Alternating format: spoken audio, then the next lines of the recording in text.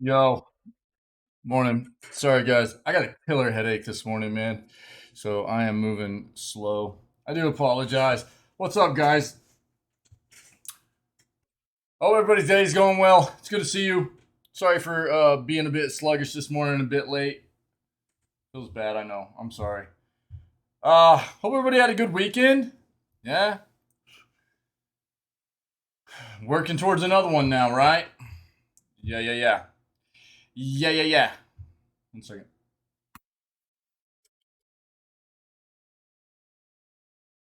Man, so what do we?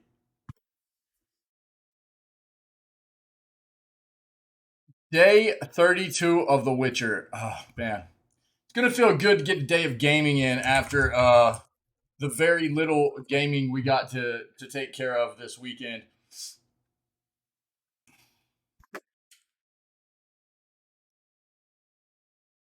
Just because of a bunch of, obviously I know most of you know, but I had to take care of some technical stuff all weekend long, kind of with the PC, things like that, and got it done. Feels really good. Did a bunch of testing last night, and everything seems good. So, uh, it was worth it. Seems to be, and I feel good about it. I think that's what matters. Give me 1 second, and then we'll get this video gaming news segment going. Okay, like 2 minutes here. Mm-mm-mm.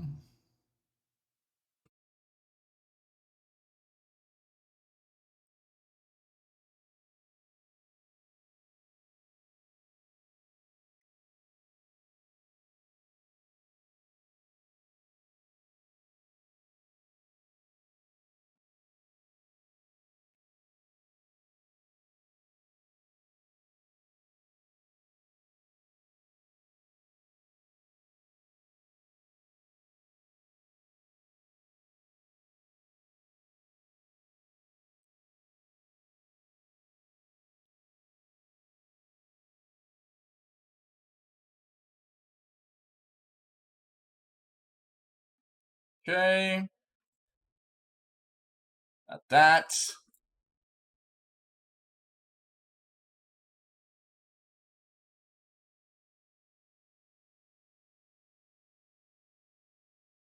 Yes, there we go.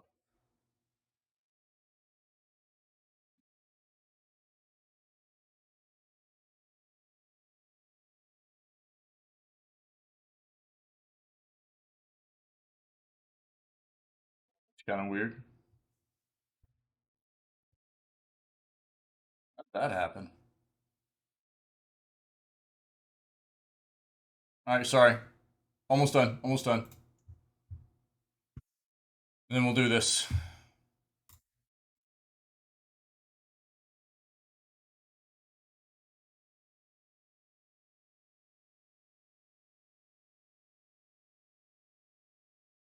Forgot there was something I needed to do real quick before we started this up today. It's a rough morning for me, guys. I really do apologize.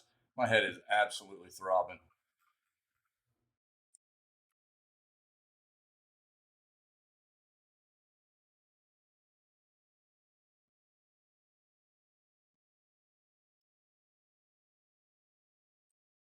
Cool.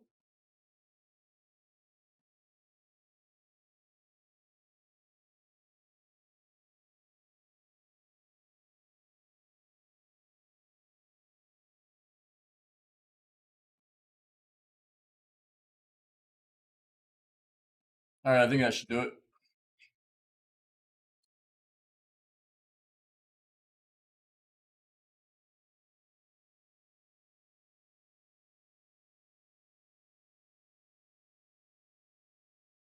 That being weird.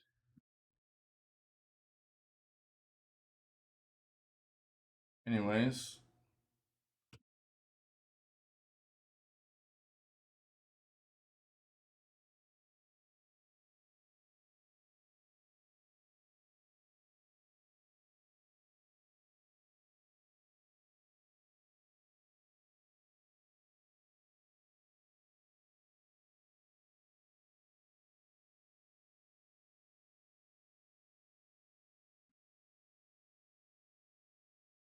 all right, we're good. Sorry, guys. Really sorry. Cool. Let's get into this news stuff. This is why we're here, right? Not to watch me do crap I should have done earlier. I apologize. Let's go. News. Let's get the news.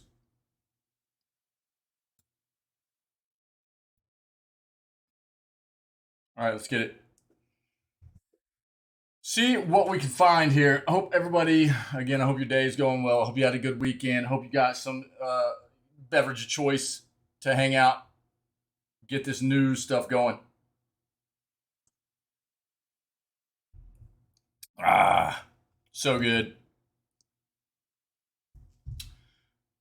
Google is embedding cloud gaming right into its search results. Okay, let's see what that's about. Gaming consoles in classrooms. We've already seen an amount of that kind of happening, right? I mean, we've talked about this war of mine has been utilized as an educational tool as far as what to expect for like how to survive, basically how to live and survive in a wartime scenario. Yeah, to where a manual was even made to go along with the game, and I mean the same as with the fact that technology only ever becomes more and more ingrained in what we do. It's been the same way with education for quite a while, but I think they're, taking a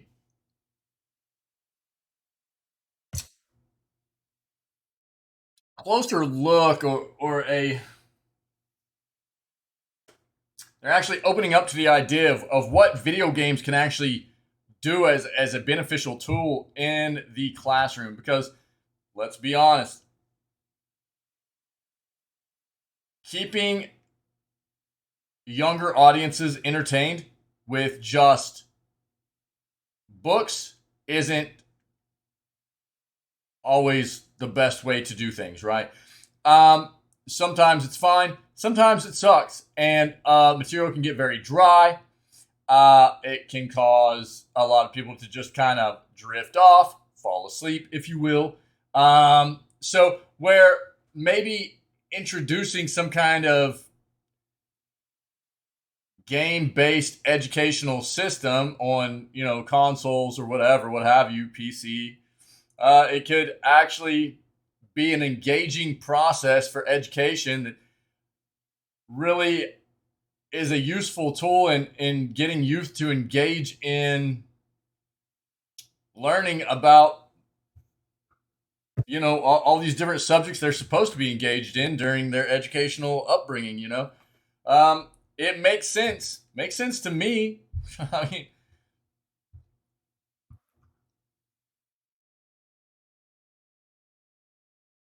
NetEase poaches more devs. Let's see what's going on there. PlayStation Plus subscribers growing frustrated by lack of games.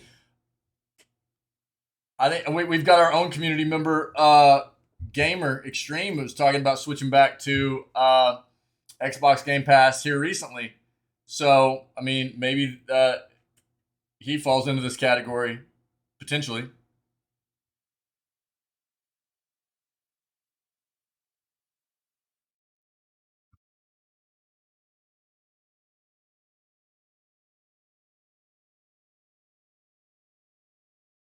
Someone put a gaming PC in a Wii. Someone just put a gaming PC in a toilet. You can literally put a gaming PC in anything. You could build a gaming PC inside a shoe if you wanted to. Um, cool.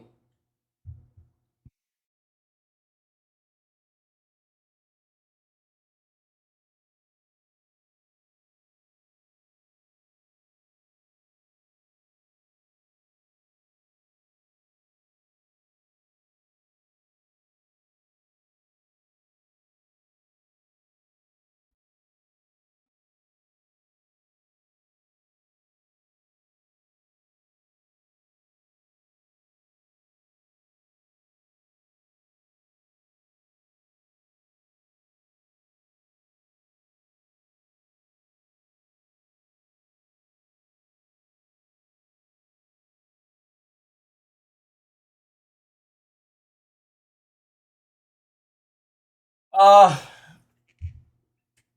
I'm not real big on this kind of stuff. Gamer, what's up, man? I was just name dropping you, buddy. Uh, we've got an article up. I don't know if you heard me or not. We've got an article up that made me think of you. Um, what I was about to say is like this whole Gotham Knights. Watch the first 16 minutes of I think this is like of gameplay. Watch the first 16 minutes of the video game. I don't want to dive into that. For anybody that's out there that might be interested, I'll link this for you. How about that? I'll link this for you so you can potentially take a look at what the first 16 minutes of gameplay of Gotham Knights has to offer, okay? I don't necessarily want to be spoiled on that. If I end up playing that game, I want to experience even the first 16 minutes of the game for myself, not watch a video of it. So that's why I don't really like. I see a lot of this happening more and more where it's like these video game developers release like the first 15 to 20 minutes of what their gameplay experience is, of what the game has to offer. And usually that's like heavy detail, like story detailed stuff. And I don't know. I don't necessarily want to see that. If I end up playing the game, I want to experience that. I don't want to watch somebody else go through it personally. But it's there if you guys are interested.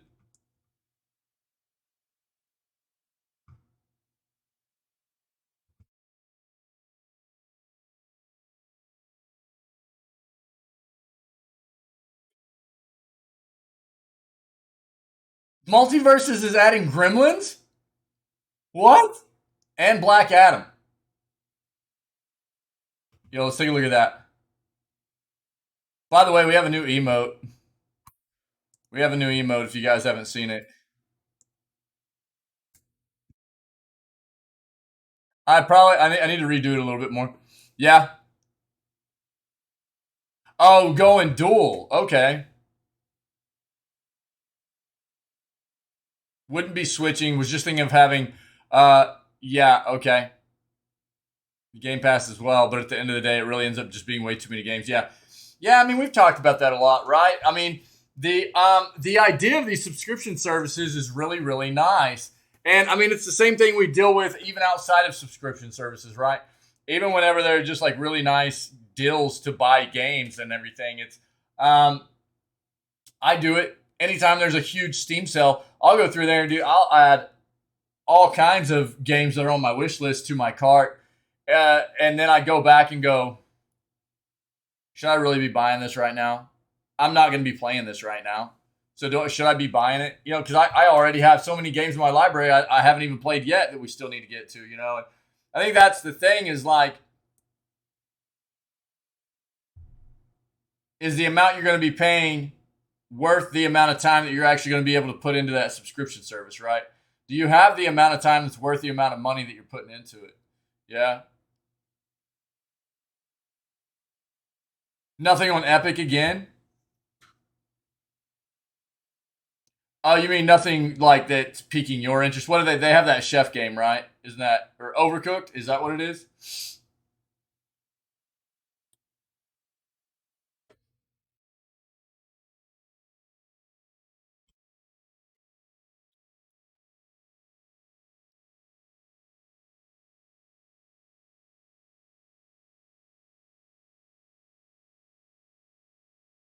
Marvel Spider-Man trails God of War is Sony's second. Let's take a look at that.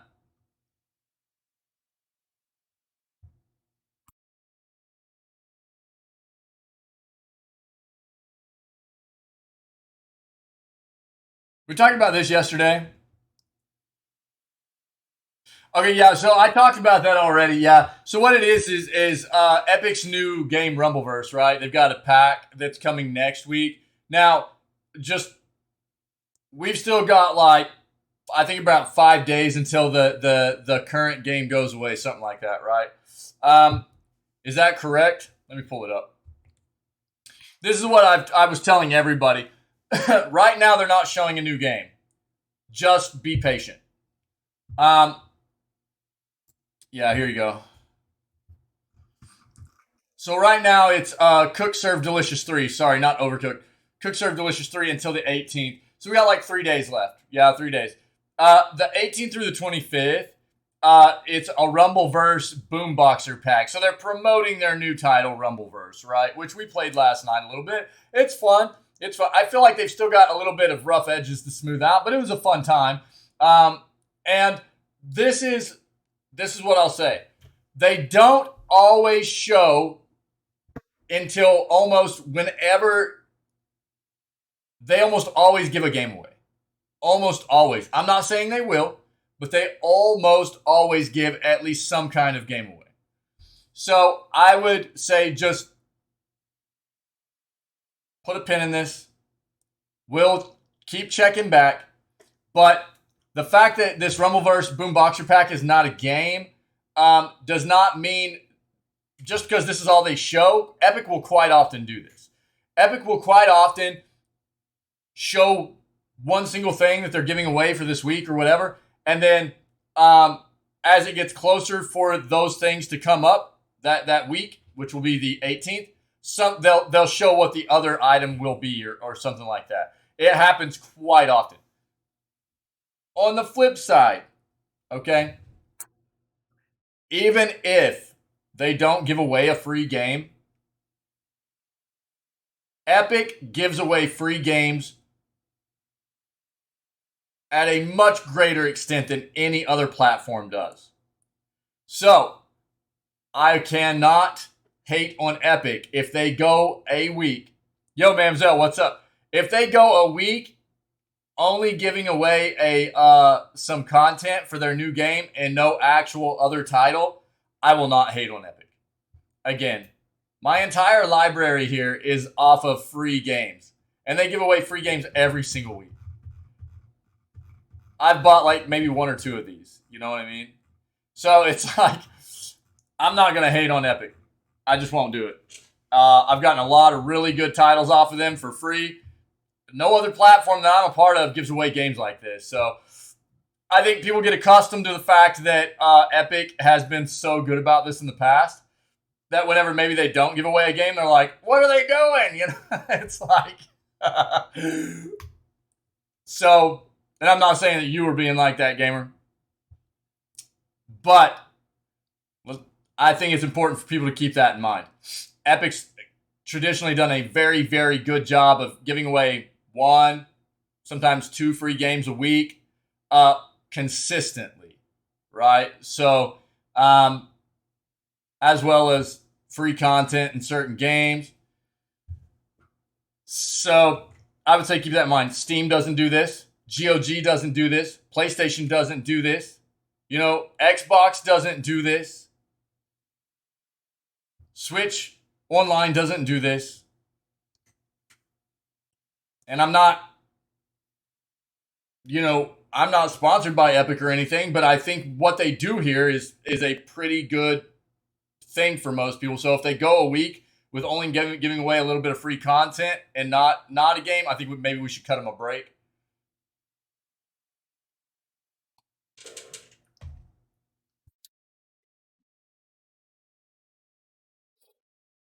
Mamzelle, how are you this morning, ma'am?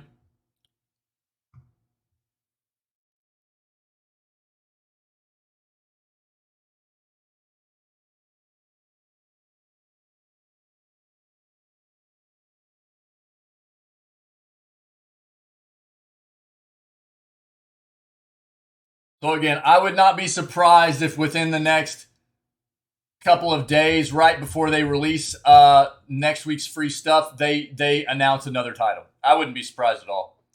Tired, but okay. Man, I've got a killer headache this morning. I got everything started up late. I was sluggish this morning.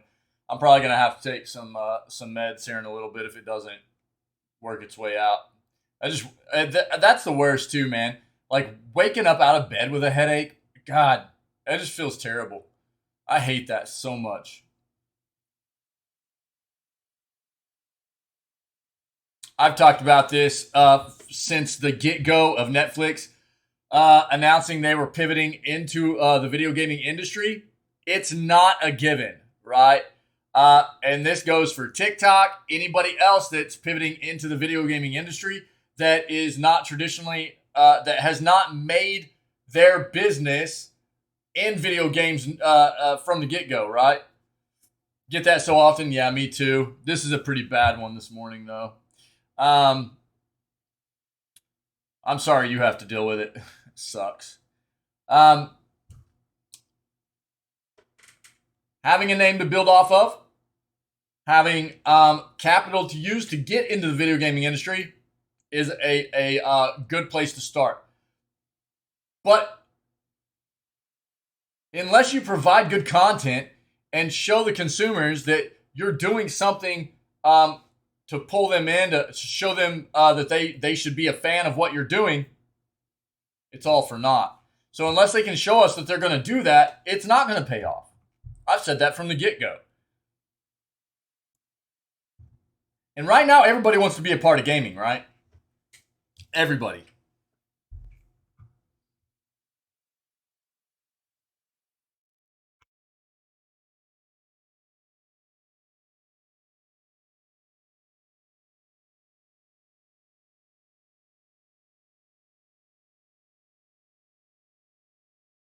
Sony could introduce PSN account linking for PC games. They absolutely should. We'll take a look at that.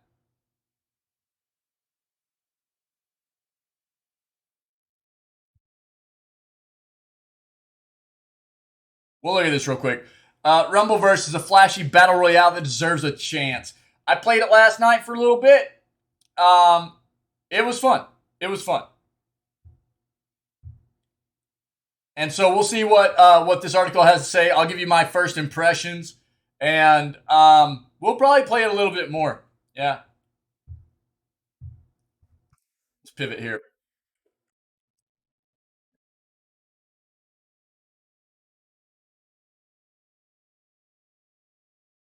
How's the shoulder, Mamzo? Or do you even know which shoulder I'm touching right now? Oh, that's the real question.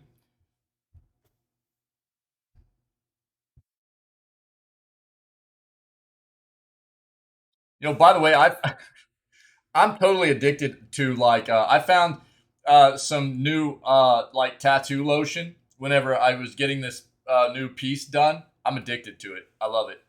It is some good stuff, man. And I've just continued to use it even after the tattoo healed. I love this stuff.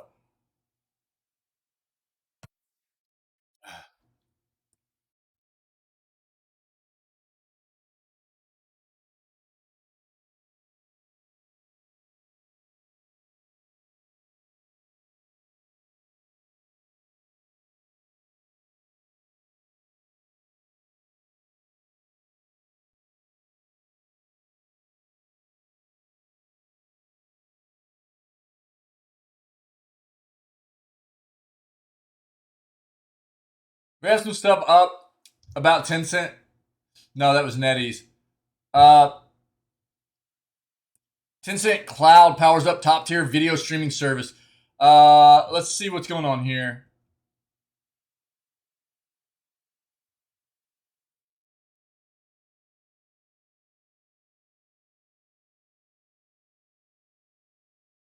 Once a week with physio. Nice. Nice. Yeah, I think that's good. If you're able to lower your need for that, that definitely shows that the shoulder's making progress, and that's great. I'm glad to hear that.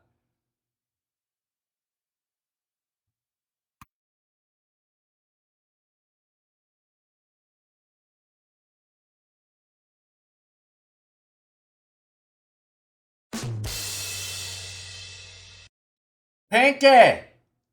What's up, buddy? How was your weekend, dude?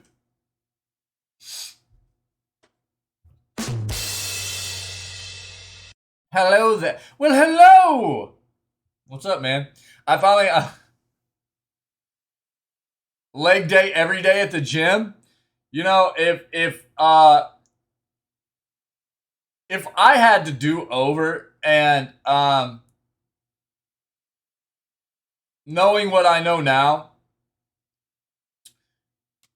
back whenever I was in the gym all the time, that would be like 75% of what I did. I would just work core and legs all the time. All the time. I would just want tree trunk legs, man. You know? I got my stream deck set back up to where I've got some of my alerts going again. Unacceptable! Yeah. Some of that stuff had broken for me previously, and I just didn't take the time to get it set back up. So this weekend, with all the work I did, we got some things going again. Oh. Oh, cool, man. Awesome. Oh, yeah. Yeah. Well, I mean, I think the thing to keep in mind is like,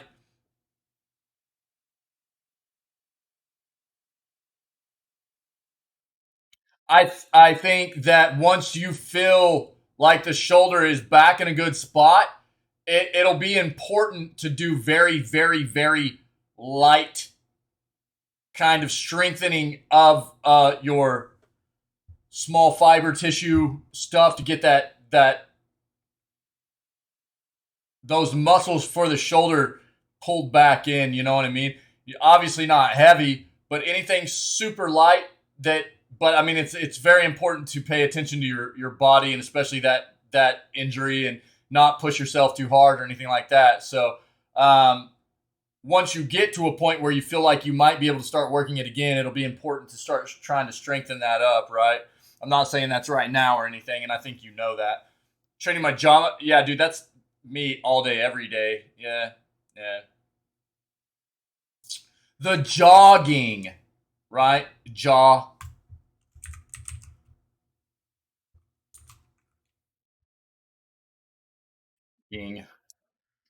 Is that right? Wait, dude. I knew you'd pop in here with something to eat more efficiently. Duh. Yeah. Yeah. Yeah. Yeah, we got a new emote. I'm gonna work on it a little bit more, I think. But look, we got PogChamp. We got OA PogChamp emote. I got that done yesterday. I'm probably gonna cut the neck off of it, just make it the head and enlarge it a little bit more. But I needed to see how it looked like that first. Yeah, absolutely. Yeah. Mm-hmm. Yep. Yeah. Yeah, your body will do that too, man. If you've got an injury and in your or you're weak just in some area, and your body will definitely compensate with other muscles that shouldn't necessarily be worked during those exercises and stuff, and can cause more issues for sure. You know what you're doing though.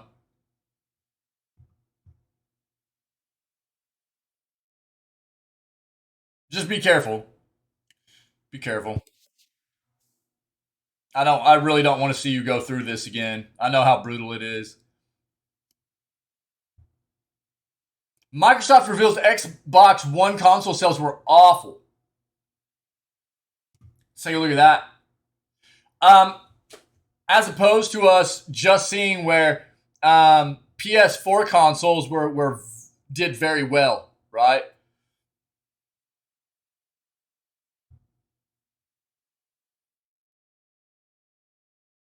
Capcom's gonna have two showcases at Tokyo Game Show. Let's see if we might be able to catch some of that. I'm not gonna dive into this. We watched the THQ Nordic showcase stuff.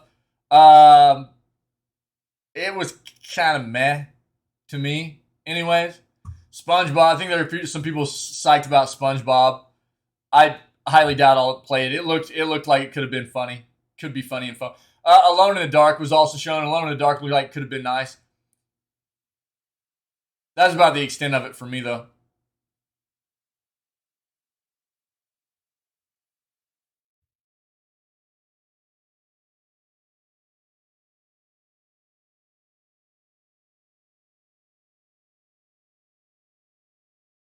Yeah, we're talking about that. Last page. Here we go. Yeah, I've been seeing a lot of PS5s in stock, actually.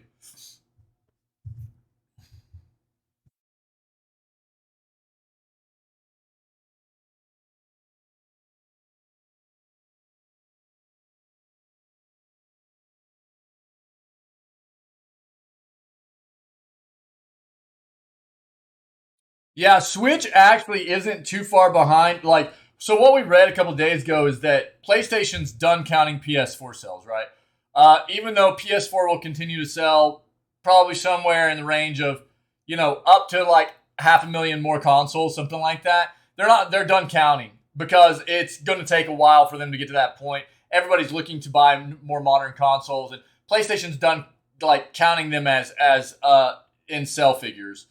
But Switch is actually not that far behind PS4's numbers. So, and with Switch not having a new console at this point, Switch is just going to continue to count those numbers. So that's basically what this is about.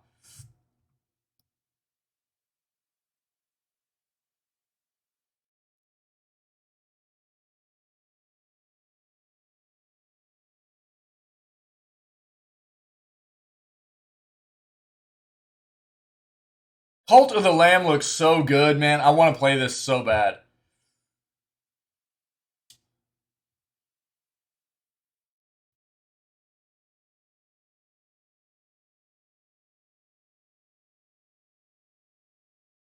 What?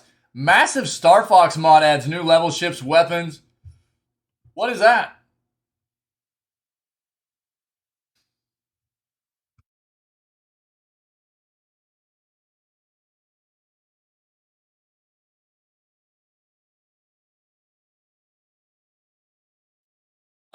Didn't they say this was like in about a week? We read about this real quick.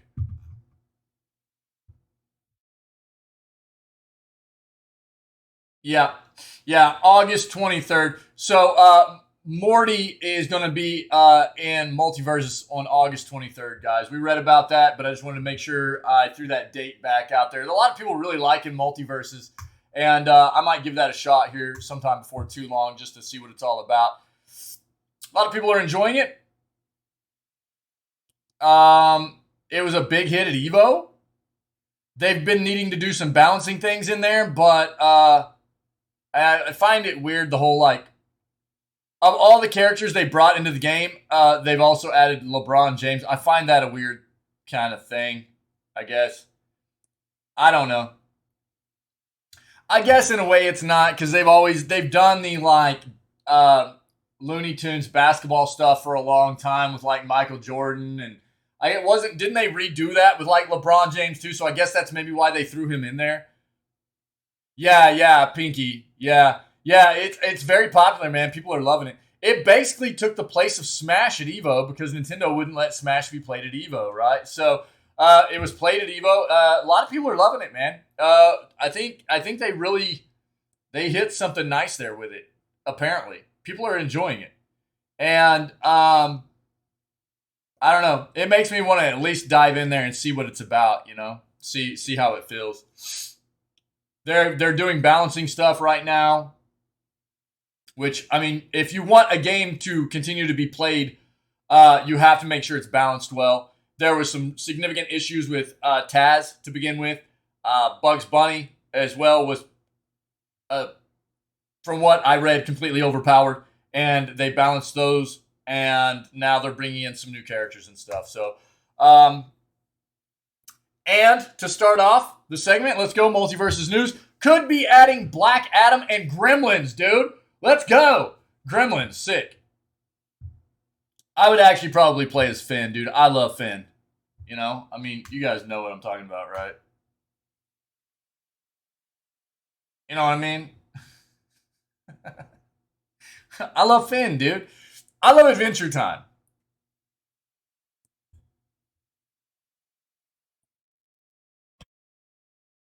Let's go.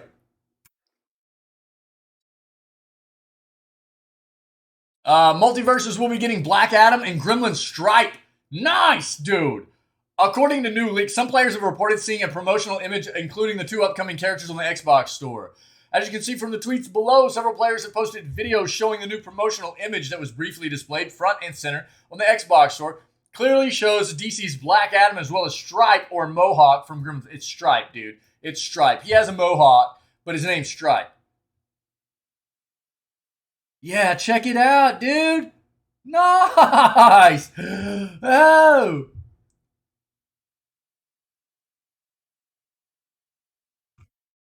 This image certainly looks legit, with the two character designs being very much in line with Multiverse's aesthetic. Yeah, that's cool. I respect that. I mean, again, not every game's for everybody.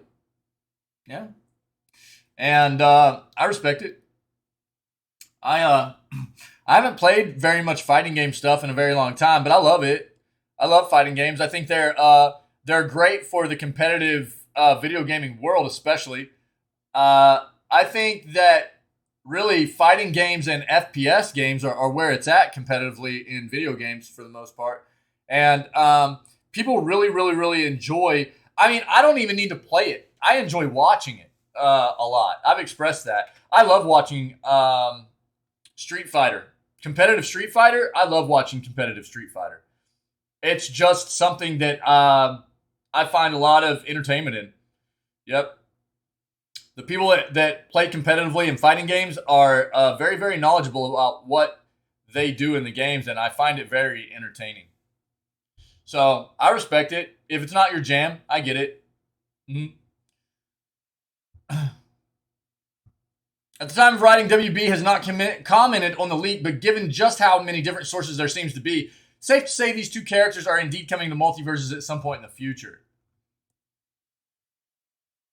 Black Adam and Stripe have yet to be officially revealed for multiverses, with the only two confirmed fighters on the way being Rick and Morty.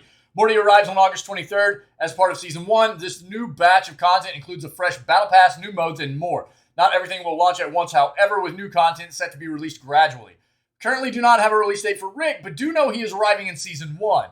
In other gaming news, whatever. This is what we're here for. That's cool. That's cool. I think this is a really good play, you know. Well, that's why you get a different controller or even a fighting stick, dude, to use for a fighting game, man. Yeah. I mean, you know the thing that sucks about that notion there is that we have to be worried about the quality. Like, as far as I'm concerned, if you're paying $90 for a controller, you shouldn't have to be worried about it breaking no matter what game you're playing. You know? That's the thing that sucks about what you just put in chat. And that kind of drives me crazy. So, they definitely do not make stuff to the quality that they used to. I constantly have to fix controllers, Joy-Cons, you know what I mean? It feels bad. It feels bad. And what I would say is if that's one of the big things holding you back from potentially enjoying a game, find maybe a cheaper controller that has some nice reviews on it still, that you might be more willing to use in that genre of game. This is cool, though. And what I was going to say is, you know, WB has the rights to so many different characters. This is a really, really good play by them. You know, the same thing you've seen with Smash. Nintendo has so many lovable and likable characters. WB has the same thing. So there are a lot of companies that have this, right? They've got a lot of characters underneath their umbrella that they could do in a kind of a mashup scenario. I think WB really kind of hit something here, much to the same thing that Smash has. They've got a plethora of characters that they can add into a game like this and keep bringing people into the title just because they like certain characters or whatever. You know, it's a pretty good play. Marvel Spider-Man trails God of War as Sony's second biggest PC launch. Marvel Spider-Man landed a peak concurrent player count of 66,000 over the weekend. Former PlayStation exclusive Marvel Spider-Man launched on PC last week, delivering Sony one of its biggest PC launches to date, second only to God of War. As spotted by Benji Sales on Twitter, Steam database notes that Marvel Spider-Man's all-time peak concurrent players hit over 66,000 this past weekend. While that's enough to make it Sony's second biggest launch on PC, it still stands just behind God of War, which hit 73,000 concurrent players when it launched in January. Though Spider-Man hasn't managed to dethrone God of War, it still ranks ahead of Sony's other PC ports in terms of player counts. That includes the 2020 port of Horizon Zero Dawn with a peak player count of 56,000, and Days Gone, which hit 27,000. While Spider-Man may have missed out on Sony's biggest PC launch, developer Insomniac Games will get another chance to claim the title in a few months when Spider-Man Miles Morales will be joining original Spider-Man on PC. Right. There's a good chance that Spider-Man Miles Morales could become one of the most popular PlayStation games to arrive on PC when it launches, a year after it launched on PlayStation. Miles Morales remains the fourth most downloaded game on PlayStation in Europe. Since Spider-Man launched on PC, modders have been getting their hands on the title and making it their own. One particular mod, which adds Spider-Man's symbiote suit, has already racked up over 10,000 downloads since August 12th. Beyond modding compatibility, the PC port of Marvel Spider-Man also includes The PC port of Marvel Spider-Man also would include that is not written very well. Several graphic options that were not available on PlayStation, as it should. It's being ported to PC. It should be optimized for graphics cards and for PC, right? Including ray traced reflections, more customizable settings. The game is also compatible with Valve's Steam Deck, allowing fans to play Marvel Spider-Man on the go. There we go. That's what you love to see. If a game's going to be ported over or released on any platform, it should be optimized for that platform, right? Absolutely. Sony could introduce PSN account linking for PC games and rewards files suggest. This should happen. PlayStation having decided to make this dedicated kind of transition into PC gaming as well means that this is something that they should be doing. Evidence has been discovered that Sony could be planning to introduce PlayStation Network integration into its PC games. Since its release on PC last week, fans have been digging through the game files of PlayStation's latest report, Marvel Spider-Man, and discovered references to PlayStation Network integration within its code. According to the game files, which have been viewed by VGC, Sony could be planning to allow PC players to link their PlayStation Network accounts to specific games and offer in-game bonuses as a reward for doing so. While neither Marvel Spider-Man nor any other PlayStation Studios PC game currently allows connectivity with PSN accounts, Spider-Man's files contain multiple references to PSN account linked and PSN linking entitlements. Furthermore, references in Spider-Man's files to level cap extras in relation to PSN linking bonuses appears to suggest that developer Insomniac was either experimenting or planning to give players extra skill points for linking their accounts. Before this discovery, PlayStation launched a new section on its site specifically about PlayStation games for PC last week. Yes, okay, well, that link was broken. PlayStation has a dedicated PC gaming site now for their titles and everything. One of the questions within the site's FAQ asked if a PSN account was needed to play PlayStation games on PC, with Sony responding, no, you currently do not need a PSN account to enjoy PlayStation Studios games on PC. These recent findings could indicate that PlayStation Network integration could indeed arrive in the future, but as an optional feature for players who choose to integrate with the service. While PlayStation Studios games on PC such as God of War, Horizon Zero Dawn, Days Gone, and Spider-Man Remastered can be played without the need to sign up for a PSN account, this isn't necessarily the case with Xbox Game Studios titles, which requires an Xbox Live account for some games on Steam. While some titles, such as Minecraft Dungeons, Ori and the Will of the Wisps, and Psychonauts 2, don't need players to create an Xbox Live account, other notable Xbox Game Studio titles do. This was an actual insane...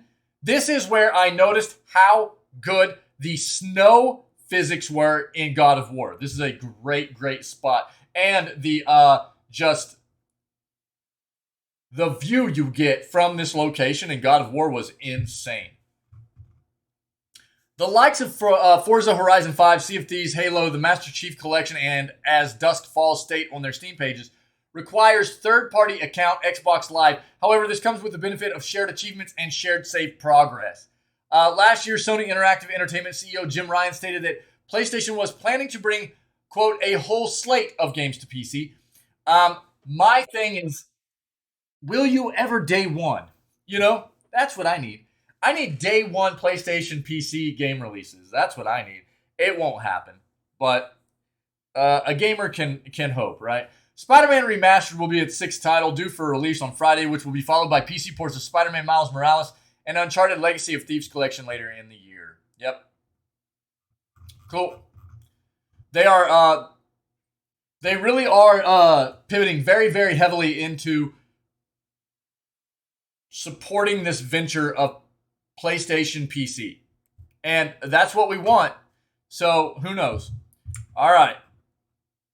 Wick, here you go, buddy. Rumbleverse is a flashy battle royale that deserves a chance. Just ask Smoothie Lord.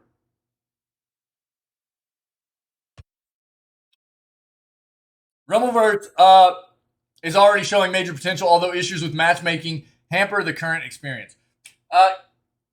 Yeah. I'll just, before I read this, I'll give you my initial impressions of the game. It is a lot of fun. It is a lot of fun. There's a little bit of, I feel like, input loss. Just with climbing specifically. I'll try to jump to get a bit of an advantage at like hitting a building to start climbing, and I'll hit F on my keyboard and it'll just lose. It just won't grab the wall, and I'll just fall straight down. And it's gotten me killed a couple times. There's a little bit of rough edges in regards to that. I talked about this actually last night, specifically what they're saying with the matchmaking stuff. It was taking me about an average of 2.5 minutes to matchmake every single time I queued up to get into a match. And that feels a bit rough. I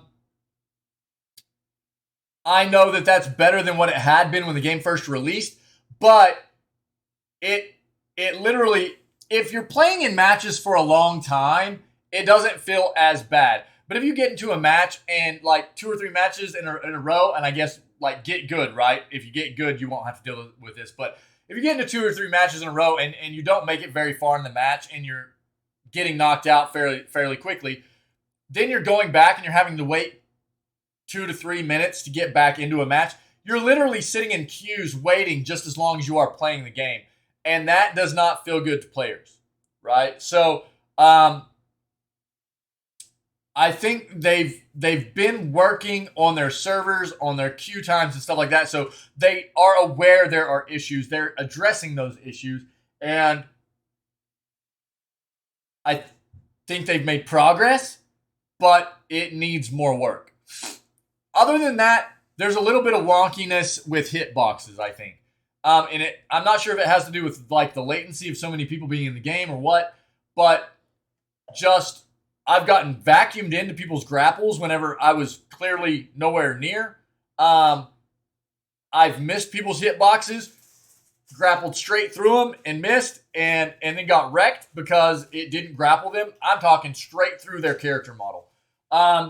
There's just some weird stuff like that happens. I feel like the game needs to clean up a little bit. But other than that, the game is a lot of fun. I think they did a great job on spinning their Fortnite kind of model here into a melee-focused battle royale. The other thing I don't like is that if you're outside of the circle, it's only a countdown timer. You don't lose health. I feel like if you're outside of that circle, you should lose health and you should have a countdown timer. It should be a dual kind of situation. That's just me, though. Battle Royale genre is positively flooded in 2022, with numerous games begging for attention. The nature of gaming, whether as an adult or a child, is that you can only usually pick 1 or 2 ongoing games that you'll have time to dedicate to. These games tend to ask a lot of you. You need to grind to maintain your levels and skills playing every day if you want to keep up with the best. That's why launching a Battle Royale game is such a difficult prospect in the modern market. There are already so many games and not enough time to play them all. Rumbleverse, as of writing, appears to be a victim of this fact, which is unfortunate given how enjoyable it is. Rumbleverse launched in it was just like a few days ago, didn't it? battle royale game inspired by the world of professional wrestling. It would be reasonable to describe it as Fortnite with a melee focus. Absolutely. It closely resembles Epic Games' global smash hit in gameplay and aesthetic. Yep. As at launch, there are 3 modes in Rumbleverse: solo, duos, and playground.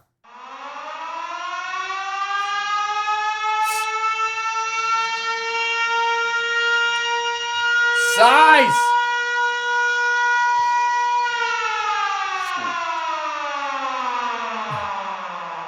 What's up, buddy? Size Matters is raiding with 2 viewers. Size Matters. What's up, buddy? How are you, man? How was your day today? Thank you very much, my friend. Who's Size? I'm not Size. What's up, man? How are you? How was your day? Thank you very much for the raid, my friend. Thank you. At launch, there are 3 modes in Rumbleverse: solo, duos, and playground. In each, you create your own super heroic character and get launched out of a cannon into a metropolitan biome. Feeling better today? Good, man. I'm glad. That's good to hear. Much like in Fortnite, this biome exists within a slowly shrinking sphere. Every minute or so, your world gets smaller, forcing you and the other competitors into a tighter and higher stakes battles. Land anywhere you like on the map, even finding a hiding spot if you're a more strategic player, with the action beginning the moment you touch down. Unlike in Fortnite, there are no ranged abilities in Rumbleverse. That's what I was kind of hitting on last night when I was playing it. I actually feel like it works a bit better. I'm great, buddy. I'm great. I woke up with a headache this morning, but it feels like it's kind of lessening up a little bit for me, which is good. It was pretty brutal when I woke up, so it took me a bit getting going this morning. It was a pretty nasty headache this morning, but it feels like it's lessening. So, cheers. Thanks for asking, man.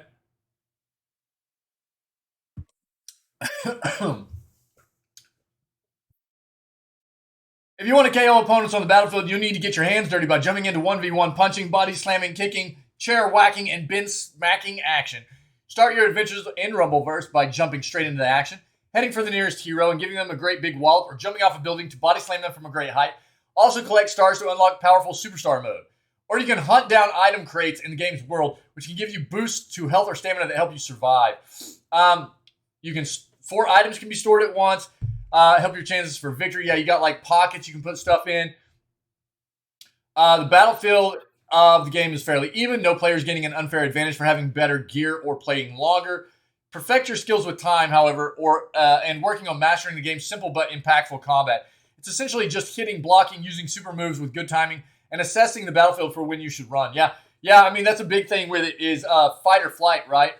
Or as Wick was saying last night when we were talking about it, you got to know when to fold them sometimes, right? Yeah. So it's basically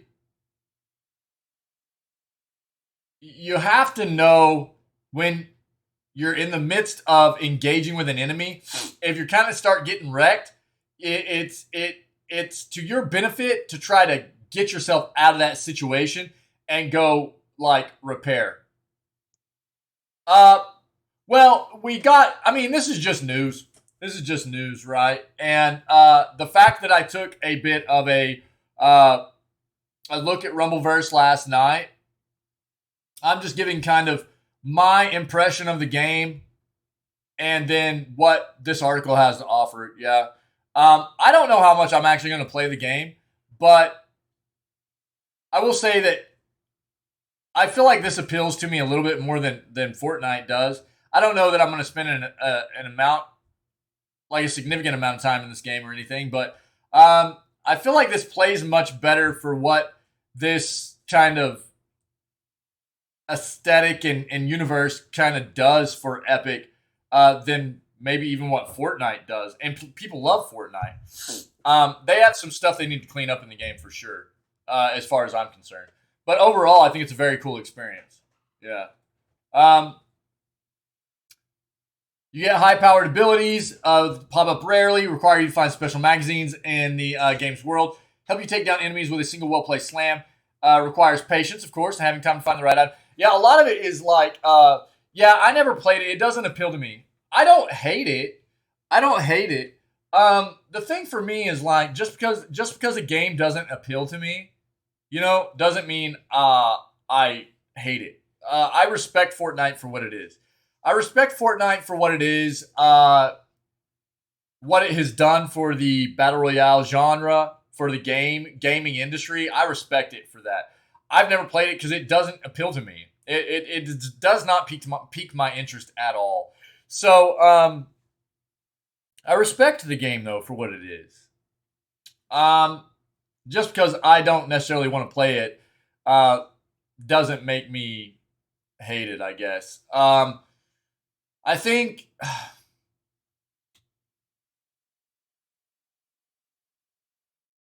I don't know. For me, it was always a bit,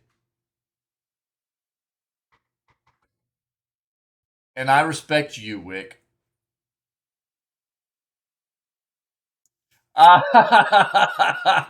Hey man, that's like I mean, obviously, Fortnite appeals to a younger audience. The art style and everything, it definitely appeals to a younger audience. And yeah, I mean, dude, that's just something. There are a lot of just toxic people in the world, anyways. And especially in video gaming communities and everything. I can tell you that I've played Rocket League to a great extent for quite a while, and there are a lot of really toxic people in that community as well. Any kind of online live service competitive game you get in, there's going to be a significant amount of toxicity in it. Well, I mean, not everybody, but there's going to be a good amount of people that do, right? Just because there are a good amount of people in the world that need a bit of a metaphorical beatdown. You know what I mean? They've never had life smack them up a little bit. You know what I mean? Well, yeah. I mean, that's what this community is about as well, right? Yeah, Wick absolutely nailed it. I mean, he's screaming at us. You know what I mean? But he's right. That's what I want this place to be, right? And that's what I try to promote that within games.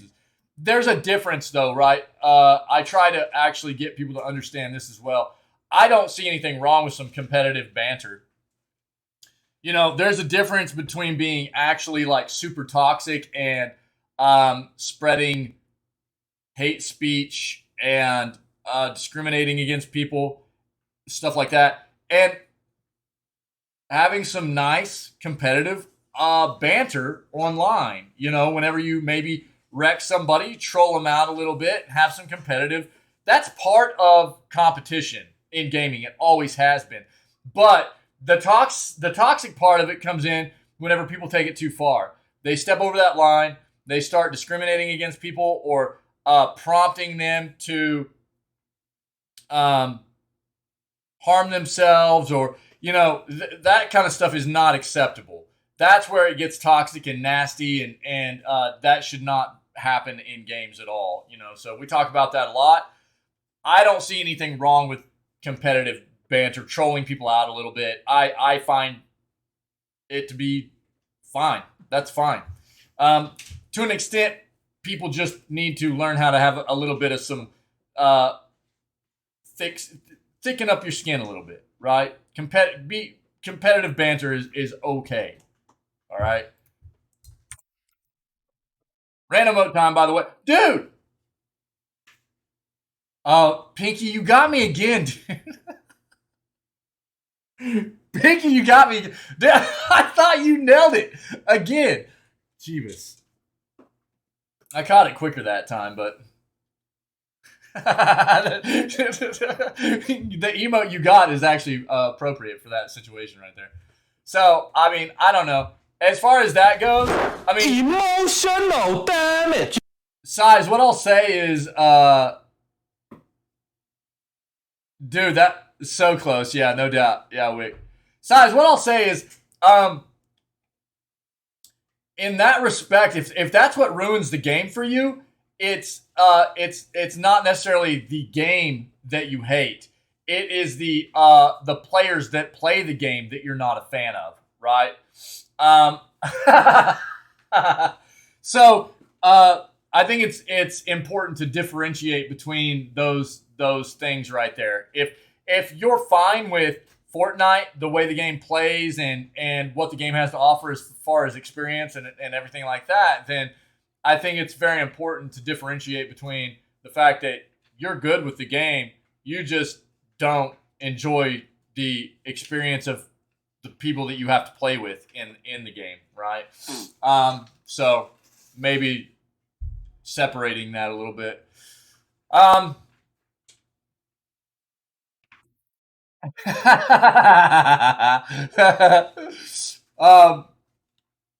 That's actually a really good size. I like that. Yeah. This game, I feel like this plays really well. I do. You have to know how to like dash. You need to know when to dodge. You need to know when to block. It takes an amount of skill to learn how to play this game pretty well. You need to stash certain items for the late game. You need to get some powerful ultimate abilities and everything. It's a pretty fun experience. I feel like they have a little bit of some kinks to work out, but it's pretty fun. And this, as of writing, finding a match in Rumbleverse can take you anywhere between 2 minutes and 5+ minutes. This is what I was saying last night. That's 5 whole minutes of watching and waiting on the title screen with absolutely nothing to do. Solo play and duos currently averaging 2 to 3 minutes per round. Wait per round. And Playground ended up at 5 minutes before I gave up and returned to the main menu. You can get absolutely squished within a few seconds of starting a round, right? At several points early on, I was spending more time in the matchmaking screen than I was actually surviving in the game. That's where it feels rough, like I said. I mean, if you get good, it won't feel as bad because you're going to be lasting longer in matches, and you won't, you'll be playing longer. Yeah, I mean that was kind of me too, Wick, last night. That was the sentiment I was getting across. By the way, dude, what happened last night? I quit streaming. I laid down to go to bed, and then you're like, "Oh, I'm going live." What was that? You're like just waiting until I shut down so you don't have to play with me. Is that what was going on? Is that the play, dude? What is it? What is this going live thing every night whenever I go to sleep, man? You got a camera in my apartment or something, by the way? So yeah, that was one of the big things that I noticed last night was that I was getting about an average of 2.5 minutes to queue up into a game. That's how long I was waiting, and it doesn't feel great. It's not terrible. Why are you communicating with my kids? Wait, dude. That's actually kind of sketchy, man. I'm not sure I'm okay with that. Not with you. Not with you, I don't.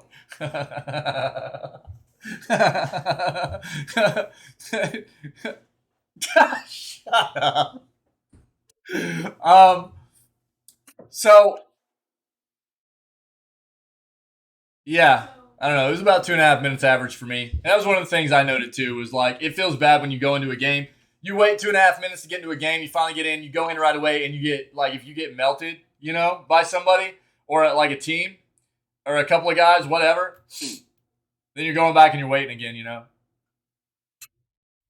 Yeah, I mean, again, I mean, I've.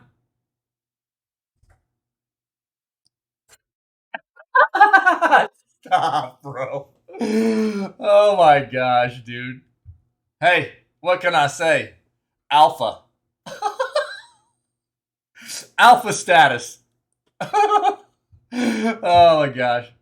But overall, I mean, the game is very good. I had a great time playing it. Again, I don't know if this is something I'm going to be like. I don't see this as being something I'm going to be playing on the constant or anything. But my son enjoyed it. I played some games with my son, and he found it fun. And so I'll probably play a little bit with him occasionally. And we've got other community members and that are streamers and stuff like Wick. Wick's been playing and enjoying it, and I'm sure I'll hop in some games and play around and stuff. I'm enjoying it. It's fun. I feel like there's some stuff they need to clean up a little bit, but for the most part, it's a cool experience. And I would much rather play something like this than Fortnite, I think. Yeah. So I'll throw this in chat. We talked enough about it. I think the gist of what they're throwing into this article is about what I've already talked about, kind of my experience with it last night and everything. But if you want a more deep dive into that article, it's right there in chat. Tencent Cloud powers up top-tier video streaming service Mildom to provide best-in-class game live streaming experience in Japan. Amid the ever-growing popularity of video game live streaming, Tencent Cloud, the cloud business of global technology company Tencent today announced its all-around support for top-tier Japanese streaming service Mildom to enhance the service's operational efficiency and elevate video streamers' experience.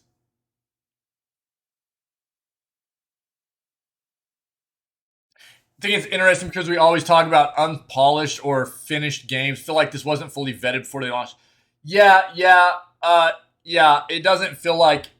I mean, as far as that goes, I've felt games that felt much worse. I'll tell you this: it feels much better than what was it, about a month and a half ago?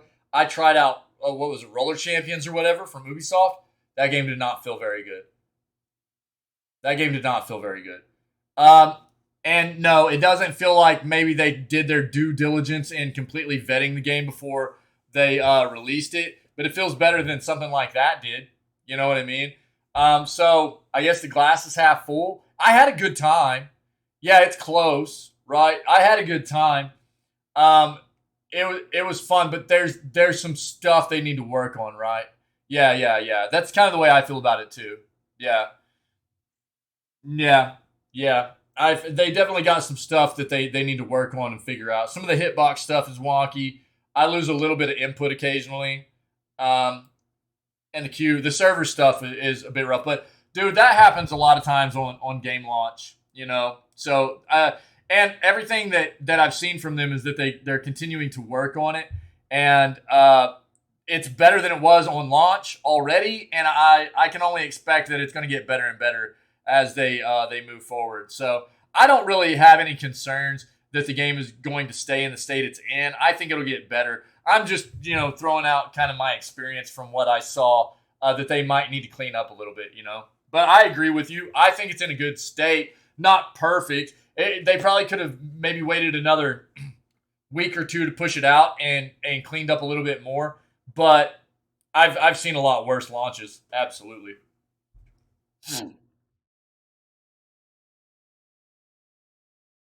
Leveraging Tencent Cloud's cutting-edge solutions, Mildom opens more doors to boost its competitiveness in the industry and provide its users with seamless online interaction, connecting streamers with enthusiasts around the world.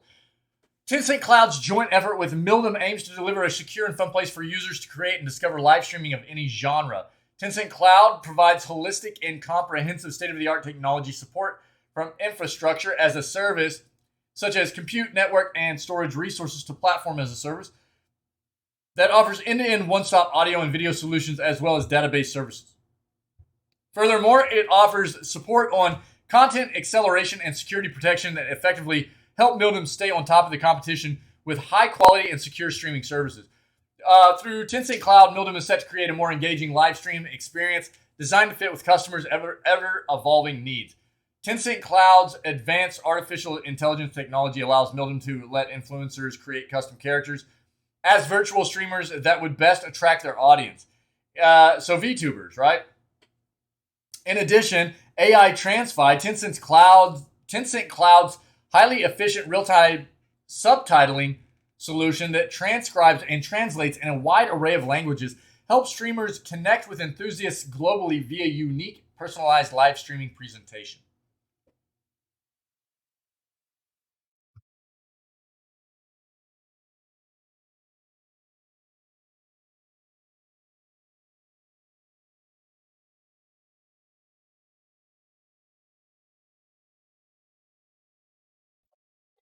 All right. Tencent Cloud, one of the world's leading cloud companies, is committed to creating innovative solutions to resolve real-world issues and enabling a digital transformation for smart industries. Through our extensive global infrastructure, Tencent Cloud provides businesses across the globe with stable and secure industry-leading cloud products and services, leveraging technological advancements such as cloud computing, big data analytics, AI, IoT, and network security. Mod!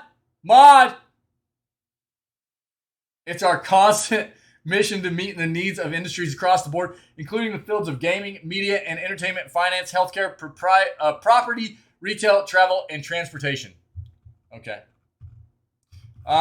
So maybe we'll see more about this. So Japan's live streaming Mildom, huh?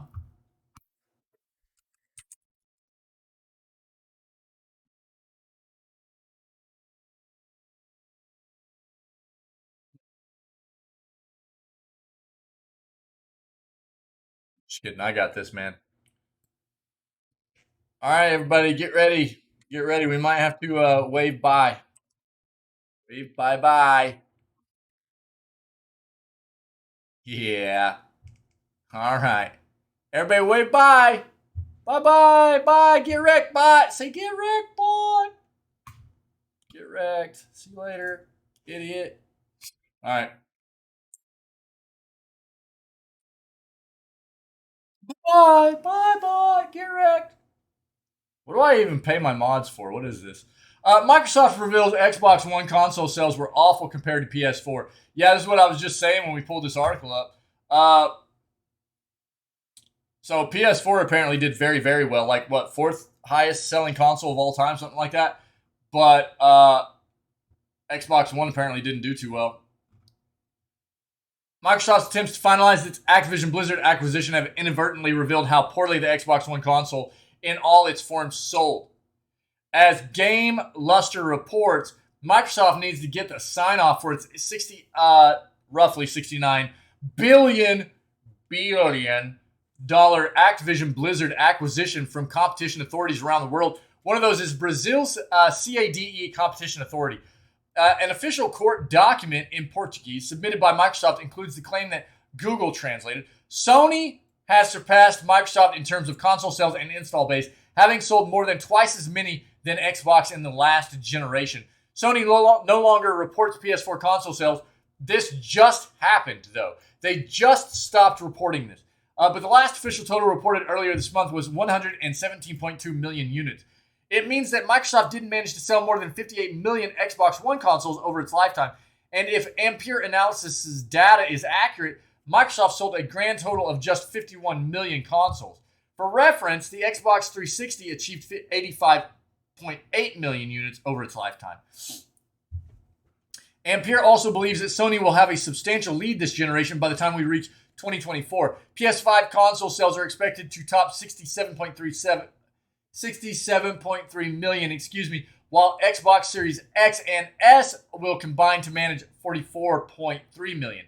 Now, important to note here is that this Activision Blizzard acquisition is the big ticket kind of concern here for Sony is that Call of Duty is a huge, huge title. And while the contract is still for Call of Duty to be released on PlayStation for the next 2 or 3 years, I think, after that fact, if Microsoft owns Activision Blizzard, they will no longer get that title. And that is a huge title that could sway more consumers to purchase Xbox consoles over a PlayStation console. That is what is going around the gaming industry right now, right? So Sony's saying that this acquisition shouldn't happen because it is such a unique title within this acquisition that it will severely sway the tides of console sales. And Microsoft's going, there's nothing unique about it. That's basically the gist of it. I was an Xbox fanboy until I took a 3-rod to the knee. Oh, yeah. I've always been a PlayStation fan. As far as consoles go, I've always been a PlayStation fan. Now, I didn't buy a PS4 because through the lifetime of PS4, I never felt... I'm primarily a PC gamer, but I never felt that I had the time to justify the money that I would be throwing into a PS4 for the few titles that I would actually be buying the console for that were proprietary, you know? So I never bought it. I've got a PS1, I've got a PS2, I've got a PS3, and I'll probably buy a PS5 at some point. But I've always been a PS fan because traditionally, through my experience with Xbox hardware, Xbox has had a lot of issues for me. So, what I'll say is, since over about the past year and a half, especially doing these news segments and everything, a lot of what I hear from Microsoft's head of gaming, Xbox's head of gaming, Phil Spencer, I am a fan of what Xbox is doing. Microsoft is taking a different approach this generation with the emphasis shifting to hardware sales combined with subscription gaming through Xbox Game Pass Ultimate. We won't know how well that works until much later in this generation of hardware, and just as importantly, if it works even with a much smaller installed user base than your main competitor, if Ampere's predictions are to be believed. Yo, can you shut your mouth, please? Okay, that was the end of it. Yeah, I mean, the thing that I find very refreshing about Phil Spencer is that he's not shy about, like, his most anticipated game right now is a PlayStation game. It's God of War Ragnarok. And he was quoted as saying that. This is an individual that you can tell is at the core a gamer. And he really, it seems like all the time whenever I see stuff come out about Phil Spencer and the things he says about the way he wants to run Xbox and the things that they're trying to do, I still see that love of a gamer, not just a business person. You know what I mean? He's definitely, obviously, a very good business-centric, business-minded individual, but is also still at his core a gamer. And I think that's what's missing from a lot of these big AAA companies. You know, all they've done is they've turned into this. They've got blinders. All it is money. You know, money, money, money. And everything that I tend to see from Phil Spencer just keeps backing up what I see is a traditional lover of video games and wanting Xbox to exemplify that, you know, and exhibit that there are still lovers of video games. That company is, you know, and I love that. I love that.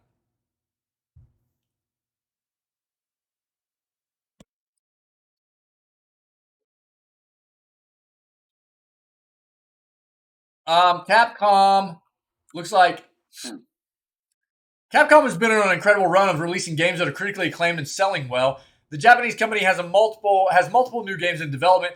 Looks like we're about to get an update on some of these at the Tokyo Game Show next month. Capcom has revealed that it will be presenting 2 streams during the event that run from September 15th to the 18th at the Makahuri Masi venue in Chibi City.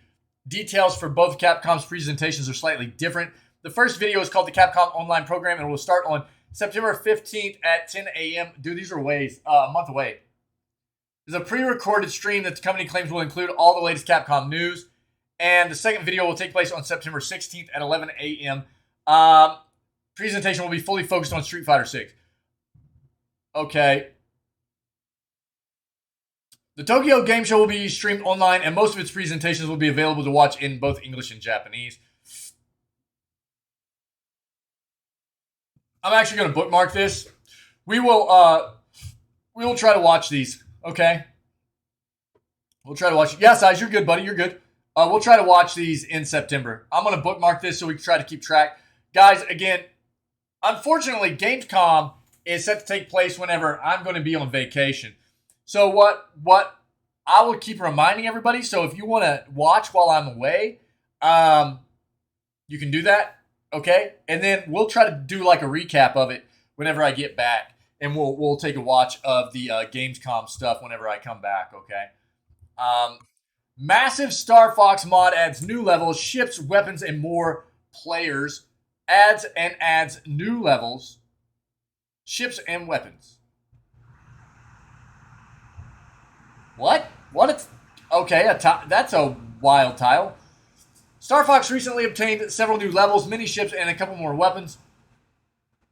Even multiplayer, thanks to a team of modders who are headed up by a certain Kondo Wantu group. This comes after a massive leak in August 2020 that saw the source code for this highly developed classic video game go public along with some other Nintendo titles. Star Fox Exploration Showcase could be going out everywhere now, and then from October 2022. The original game was released, yeah.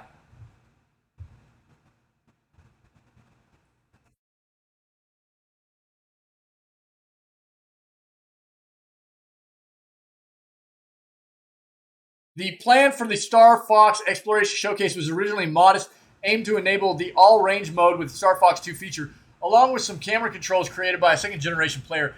Clearly, the project got to expand.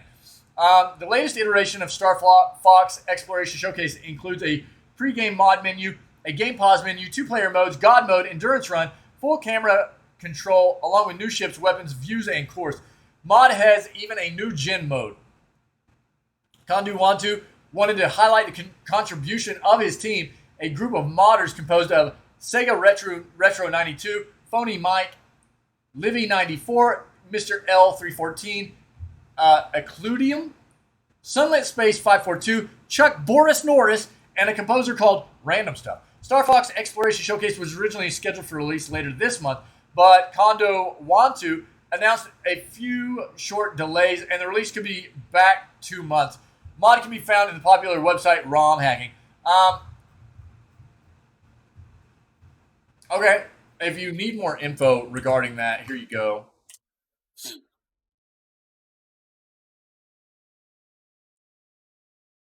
Google is embedding cloud gaming right into its search results. Search and play. Seems Google is testing a thing. This is written poorly. It seems Google is testing a mechanic that lets you launch games from cloud streaming services such as Google Stadia with a single click from your search results. As spotted by Bryant Chappell, if you search for a game, or Chapel, if you search for a game that's available on a streaming service, you'll get a little play button. Click on that, and the title will launch on the relevant cloud gaming platform right inside your browser. That's cool. Google does something similar with movies and TV shows in search. If there's a match on a streaming platform like Netflix or Disney Plus, you'll see links to launch the content alongside the regular list of results. Testing. At the time of writing, Google hasn't officially commented on this trial, so it's possibly still in the testing stage. May not be appearing for everyone. It does appear to be available on both the desktop and mobile versions of the Google homepage for those who have it. As you would hope, it's not just Google Stadia that matches are shown for. The play button also appears if games are on Amazon Luna, NVIDIA GeForce Now, and Xbox Cloud Gaming, showing that perhaps the cloud gaming is more advanced with more platforms people are signed into than you might have imagined. Based on what people have been able to test so far, it's not quite a frictionless experience for all games on all streaming platforms. But that's to be expected for a feature that's only just appeared, and it will no doubt improve over time.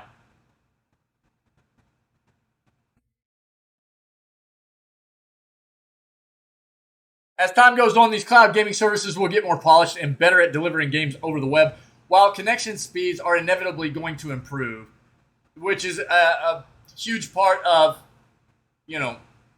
live stream gaming, cloud gaming.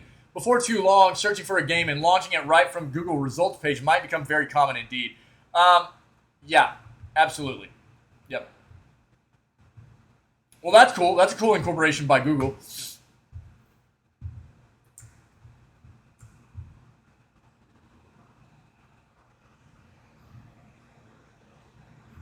Okay, NetEase poaches more devs as industry hurdles towards live games.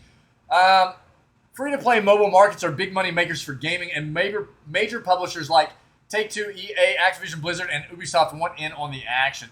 Even Sony, who isn't accustomed to standalone free-to-play service games, wants to release 12 live games by 2025. This has triggered even stronger competition in a space dominated by monetization giants like NetEase and Tencent. And as a result, these overseas titans are pushing back by creating new dev teams that attract some of gaming's biggest talent.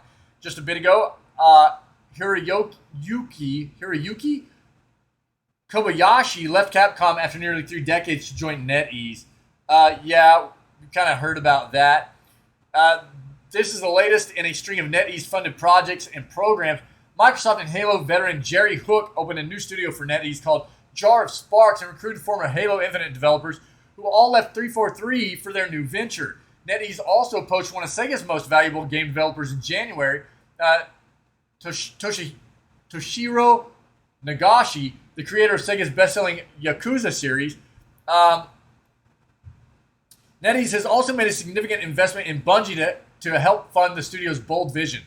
NetEase invested $100 million into Bungie back in 2018 following Bungie's acquisition of Destiny from Activision Blizzard. This was also years before Bungie was purchased by Sony for $3.7 billion, right? Which just fully went through, yeah? This practice of poaching top talent and forming new studios could be a lot less risky than outright buying competitors and consolidating existing dev teams into NetEase's ranks.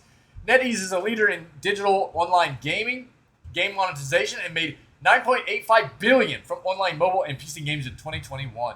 Yo, that's kind of wild. Yeah, I mean, we kind of, this is a really nice, concise summarization of what NetEase has done here. And bringing in a lot of this this talent, as opposed to just like acquiring studios. They're just like, yo, come work for us. That's quite the is that scummy? Is that scummy? I don't know. PlayStation, this is the last article I have, guys. If you have anything to add to the news segment for today, let me know and I'll address it. Let me know in chat and I'll address it before we finish out. Move on to our Witcher 3 gameplay for the day, okay? PlayStation Plus subscribers growing frustrated by lack of retro games. Sony is still offering its PS Plus subscribers bundles of free games each month. And for the most part, those offerings have been received pretty well in July and August. Yeah, through the past couple of months, we've had like Crash Bandicoot 4, Dark Pictures Anthology, Man of Medan, Arcadegeddon, Yakuza Like a Dragon, Tony Hawk Pro Skater 1 and 2, Little Nightmares. And while this is all well and good for PS Plus Essential subscribers, those subscribed to the service's premium tier have been left wondering where all the retro and classic games are. For those who didn't pay the new tiers much mind when they went live in June, PlayStation Plus Premium tier is meant to include a library where classic games from PS1, PS2, and PS3, as well as some portable games too, are included. It does indeed provide that, but considering how many of those games were available previously through PlayStation Now, before that service was merged into PS Plus, subscribers were expecting continued classic and retro editions each month, right? July's PS Plus Premium editions include Echo Shift, No Heroes Allowed, and Loco Roco Midnight Carnival from the PlayStation Portable era, but the August list of games did not include any titles exclusive to the premium tier. After seeing just 3 classic games advertised as new additions since the new tiers went live in June, PlayStation Plus Premium subscribers seem to be growing impatient. You can see some of the reactions to the lack of retro and classic games in a response below. If there's a game you want to see added to the PlayStation Plus Premium, be sure to drop its name into our comments below.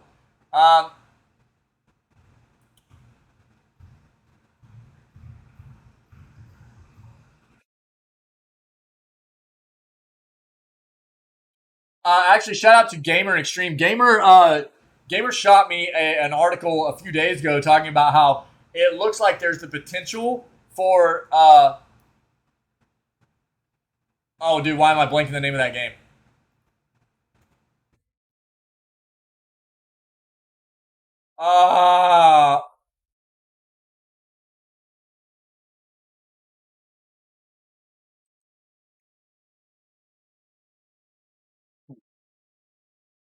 Legend of Dragoon. Good night, dude. I couldn't think of the beginning of it. Legend of Dragoon. So there's been some speculation that Legend of Dragoon could be coming to PS Plus, potentially, maybe, but there's nothing official yet, right? And this is a classic PS1 game, but I mean, I'm gonna throw this link in chat. If if you guys are PS Plus subscribers, especially to the premium tier, and there are games that you want to see, I highly encourage you to start hitting up PlayStation on social media and be like, yo, where first of all, where are all of our retro titles at? And, you know, be specific about what you want. You know what I mean? Reach out, prompt them, and keep hitting them up. You're paying for this subscription service, right? You should have a voice in what you're getting.